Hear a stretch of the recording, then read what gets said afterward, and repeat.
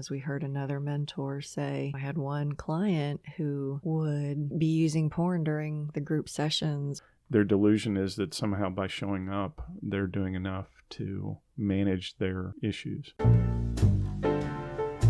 Welcome to Coffee with the Couple Cure, where we share practical tips for your relationship before you finish your first cup. Here's Jay and Lori Pyatt. Hi, everybody. Welcome to another episode of Coffee with the Couple Cure. Again, in this season, we're covering the topic of betrayal. And I guess I just want to start off by saying, again, that, the messages I've heard outside the church have been that, porn's okay unless there's two things involved. And one is addiction, as long as you don't get addicted to it. And number two, but lying's not okay. There's a third one that I want to talk about, and that's self-lies. I dated a person who was in active recovery way back when for another type of addiction. And so I became acquainted with the 12-step groups and their philosophies and that sort of thing. And one of the things they were very clear on was the self-lies that people tell themselves, the self-deception. And I've heard it said before, it's one thing to be deceived. It's another thing to be self-deceived, because if you're deceived, you might be able to find out about it. But if you're self-deceived, then it's really a problem. And from what I've seen, and Jay, you can confirm this for me, from what I've seen, the self-deception comes in many different ways.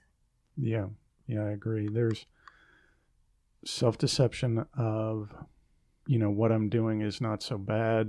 I'm not having an actual affair, so there's some justification or rationalization that's done there. There's other self-deceptions that somehow, the deception I had of lying to you being better than telling you the truth and just dealing with the hard reality. Yeah, the fallout. Right. Mm-hmm. And I think there's even the deception of being involved in recovery somehow.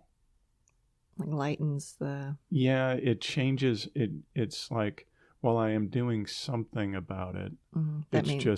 I can feel a little less guilty about acting out. Yeah, I can feel... And I'm not saying everybody in recovery is doing that, but I've seen guys who seem to actively attend recovery and continue to really struggle in quitting their addiction. And it's one of those things I really don't understand, where a guy will come in and week after week he's stumbling, he's struggling, but they keep coming back, and so it's almost like their delusion is that somehow by showing up they're doing enough to manage their issues. And one of the things you brought up this morning was we heard another mentor say, I had one client who would be using porn during the group sessions or during their sessions. I can't remember which one they said, but it's different forms of self-deception. I've Right. seen it time and time again where guys will accuse the wife of doing something the very same time they're doing it themselves. Oh yeah, it's get the spotlight off of me.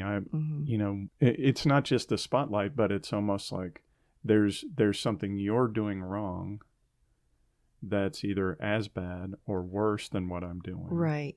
And we're not going to deal with or look at my issues until, they want it to be balanced. We're both going to look at our issues as opposed to, let's look at the thing that's really tearing the marriage down and let the cards fall where they may. Right. What I was going to add, though, was they really believe it. The guys really believe it sometimes. Not all of them. I'd say it's maybe 20%. 20%. Yeah. But that 10 or 20%, the women really start feeling like they're going crazy. And even people around them, it's like, this is just, it's mind-blowing.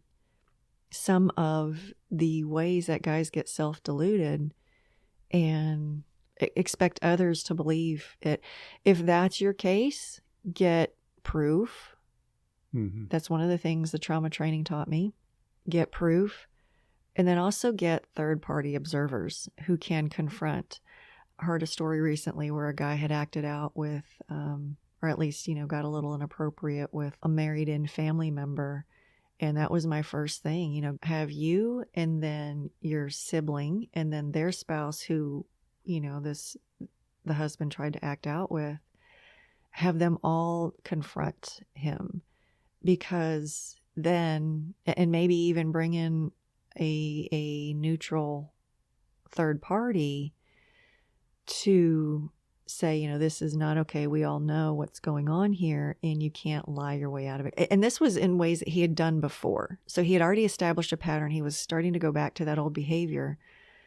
And that's when you bring in the bigger guns and really prep them beforehand. This is a repeating behavior. He used to do this a lot. This is part of his acting out. This is what leads to his relapse. So that's what you can do there, is just get other eyes on the subject and let them know the typical pattern that this takes, because the person's going to lie. They might even think, well, it was just a simple hug. It was just a simple hug. Mm-hmm.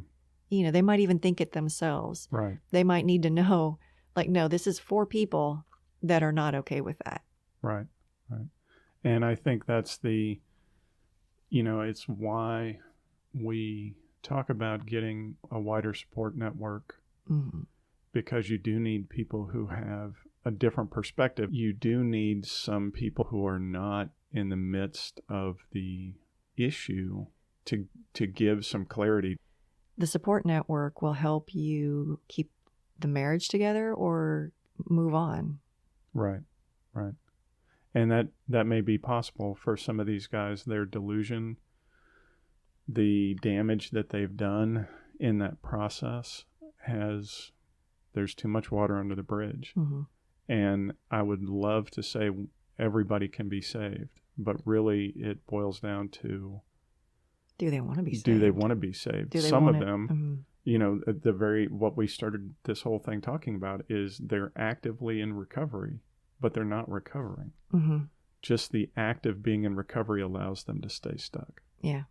I've had guys that have come out and said they were lying to their sponsor, they were lying to Mm-hmm. their therapist, and yet believing that they were in recovery. And then when all of this comes out, that again is another betrayal. Mm-hmm. The person feels like, oh my gosh, they've been lying this whole time, and they've been lying to the pros. Yeah. Yeah. And the pros didn't pick it up. That is a scary thing for women. Yeah. So there's a place where all of this creates I don't feel safe. And when I don't feel safe, the betrayal trauma dynamics begin to grow and grow and grow. Mm-hmm. And a guy that's lied to that many people, it's really hard to now say, no, really, I'm telling the truth. Mm-hmm. And I'm really being honest. And how do you go about doing that in a way that someone can say, I believe you now? Mm-hmm. Right. Mm-hmm. And it's tricky. And I think that's where this whole recovery process can be so painful, is, yes, I'm in recovery. That doesn't mean you can trust me. That doesn't mean I'm safe.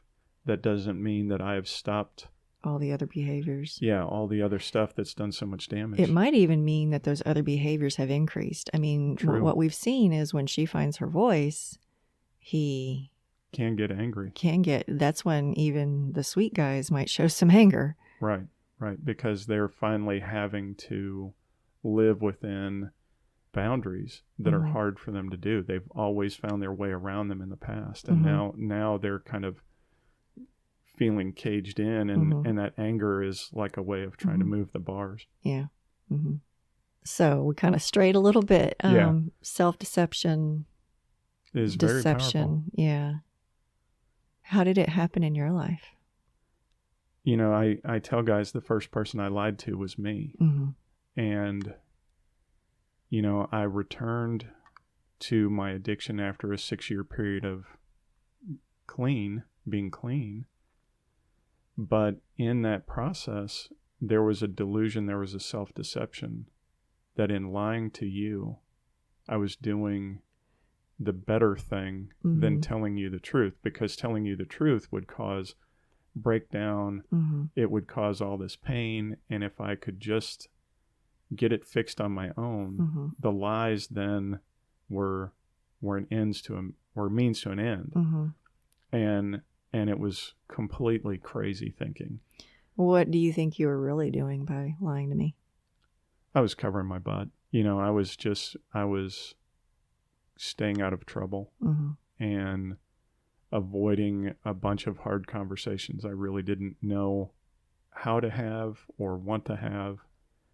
And I kept thinking that if I lie to her today, somehow I'll get it right tomorrow, Mm-hmm. and the lies will stop.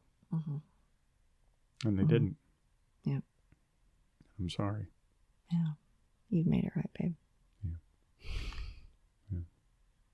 Delusion is a very painful thing to have show up in your relationship, the self-delusion that somehow my issues and your issues need to be balanced, Mm-hmm.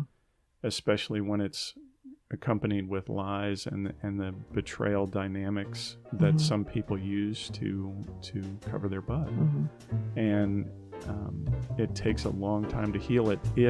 If you get the opportunity to heal it, Mhm. it can take a long time to heal. Okay. Thanks, everybody. See y'all on the next episode.